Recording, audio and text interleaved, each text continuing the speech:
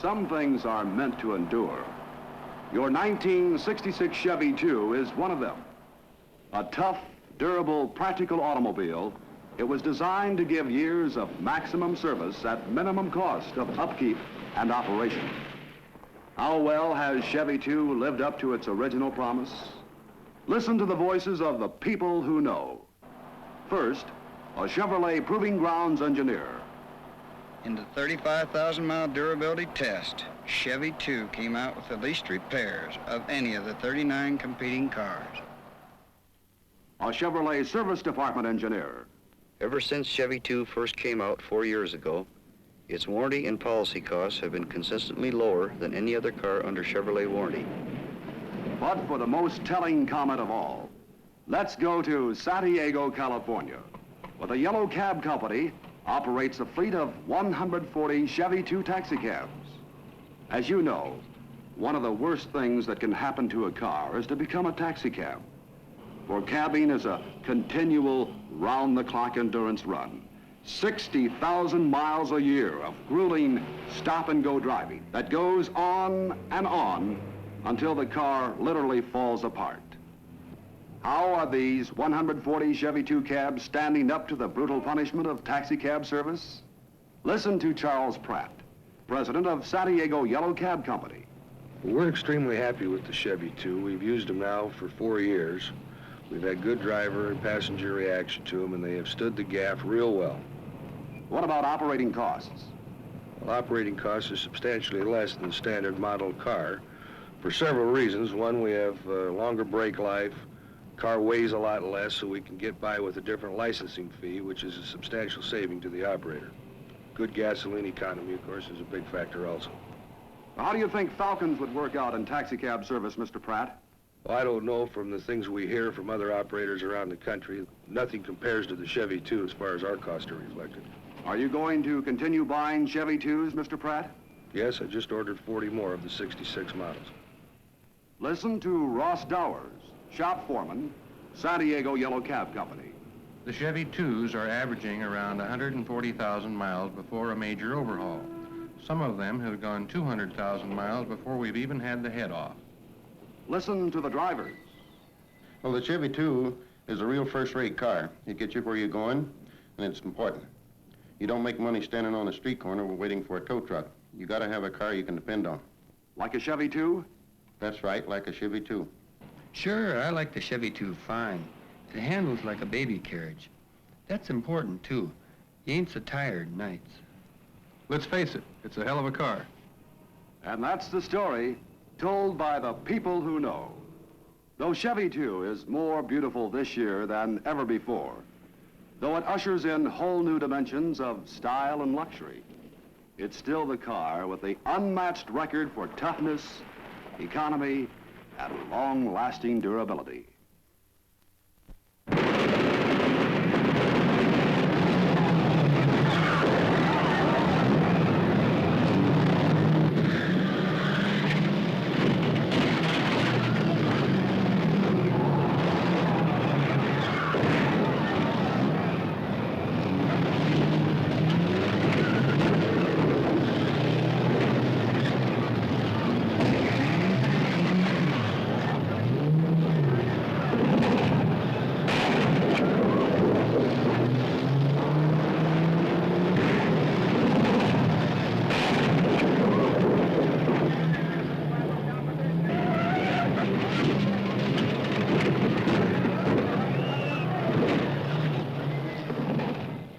Demolition Derby. This is part of your 1966 Chevrolet selling story. For Chevrolet value, Chevrolet resale, Chevrolet guts and strength and dependability run long and deep and far into the life of an automobile. Till cars get to here, and till cars get here.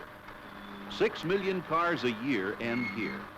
Since Chevrolet has outsold everybody over the last decades by wide margins, you'd think more Chevrolets would be scrapped. But just the reverse is true. More Chevrolets keep running, giving service, while more Fords wear out and come to the end of the line. The actual scrappage figures for a recent period present a very startling picture. 1956 Chevrolets scrapped, 184,000. Fords, 302,000. 55 Chevrolets, 289,000. Fords, 375,000. 54s, 241,000 to 380,000. 53s, 381,000 to 455,000. In a recent 7-year period, over 595,000 more Fords were scrapped than Chevrolets. The reason for that isn't sentiment. It's value, basic, fundamental Chevrolet value. And now, today, in Chevrolet's best tradition, the full-sized Chevrolet lineup, extended, amplified, and spearheaded by the new Caprice models, represents the greatest value the automobile marketplace has ever offered. Now, let's get specific about features and proof and product sell that you can use for your 1966 Chevrolets. First, that incomparable Chevrolet ride. Nobody in Chevrolet's class has matched it yet. Chevrolet's sturdy frame and full coil suspension give it a smooth, solid, road-hugging ride that none of the others can approach. Just look at the difference as a Chevrolet and a Ford come over this ride. The Ford's wheels go clear off the ground, while the Chevrolets remain solidly planted on the road. That famous Chevrolet ride was never better. To prove it, show your customers the balanced coin demonstration. It's a real test of Chevrolet ride.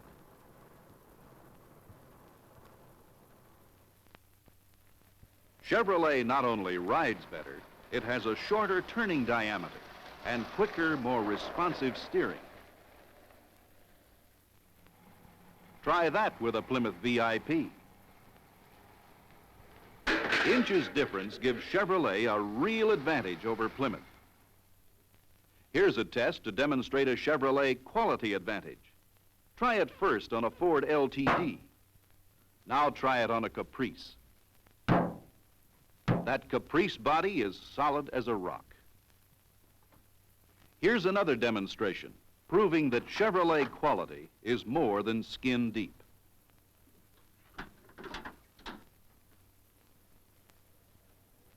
Heavy, sound-deadening insulation under the hood of the Caprice. None under the hood of the Ford LTD. None under the hood of the Plymouth VIP. Again, Caprice quality where it counts. Now another test. With sensitive sound metering equipment set up outside this Ford LTD and a microphone inside, we're going to try an experiment.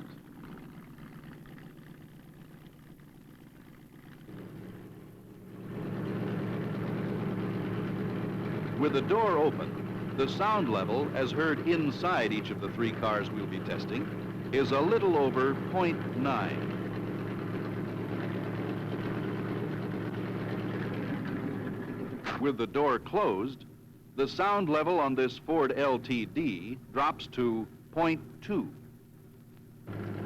Next, the Plymouth VIP. With the door closed, the sound level again drops to 0.2. And now the Caprice. With the door closed, the sound level as heard inside the car drops to a trifle over 0.1. Nearly 90% of the outside noise has been sealed out by the extra soundproofing in the Caprice.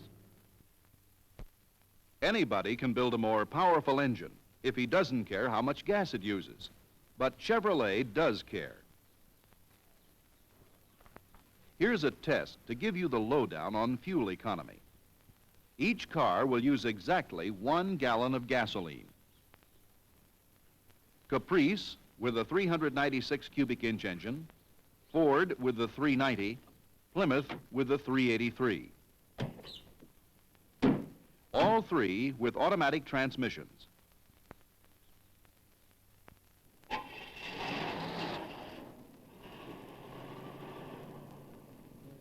They will stay together.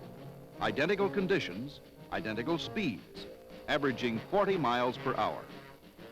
So watch those gas bottles and remember what you were told about that new 396 cubic inch engine in the Chevrolet. How its design was way out ahead of every other production engine being offered today. How it breathed deeper, had straighter passageways for both intake and exhaust to increase its efficiency. Now see what that means in fuel economy.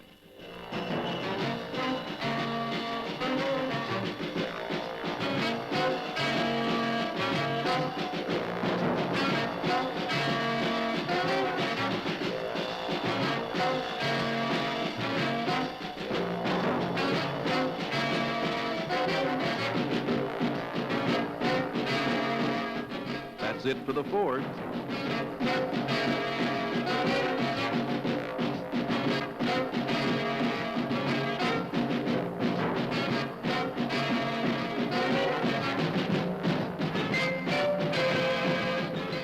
There goes the Plymouth.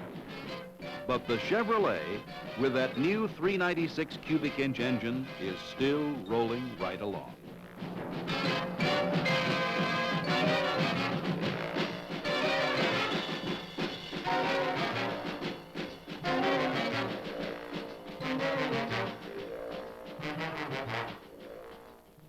For the Ford, it's 13.1 miles on a gallon. For the Plymouth, it's 13.6 miles. For the Chevrolet, it's 15.7. 2 1/10 more than Plymouth. 2 6/10 more than Ford. Chevrolet leadership gives you so many advantages. And one of the biggest is price. For instance, 53% of Caprice buyers used to buy these cars: Pontiac, Buick, Mercury, Oldsmobile. But people changed over to Caprice because they found they could get everything they wanted for literally hundreds of dollars less. Chevrolet brings you so many features, it's impossible to cover them all. Magic mirror finish, inner fender skirts, ball race steering, flush and dry rocker panels, double wall cowl, fork type door locks, bonded brake linings, full coil suspension, self-adjusting safety master brakes, and many more.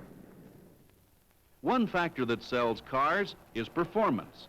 And man, have you got performance this year, especially with that 396 cubic inch turbojet engine. Match it against Ford's 390 cubic inch Thunderbird engine and watch what happens.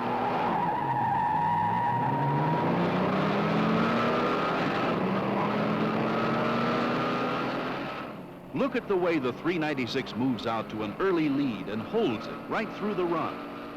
And don't forget that 396 turbojet is exactly the same engine that just trounced the Ford in economy. And now, as a fitting climax, a 66 Impala Super Sport with a high-performance 427 turbojet challenges some of the highest horse-powered cars on the road today. Buick Wildcat, Pontiac GTO and Grand Prix, Old Starfire, Ford LTD and Plymouth VIP. And here they go, Chevrolet leaving them all in the dust.